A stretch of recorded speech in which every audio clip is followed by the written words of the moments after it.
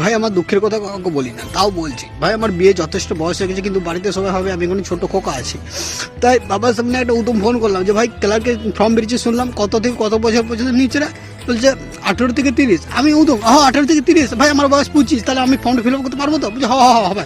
তাই ফোন দিয়ে ফোনটা কেটে দিলাম যাতে বাবার কাছে পৌঁছাই যে আমার বয়সটা এত, বুঝতে পারছো? কিন্তু কোনো ফোন টোন আসেনি, আন খায় তো তারপরে ওই গেল। তাও বাবা কিন্তু বুঝতে পারলাম না, আমার কথা কানে নিলে কানে পৌঁছালো নেওয়া না। দিয়ে বাবাকে বললাম যে বাবা তুমি কত বছরে বিয়ে করেছো? বাবা বলছে তখনকার সময় ছোটোই ছোটো বিয়ে হতে রে খেপা।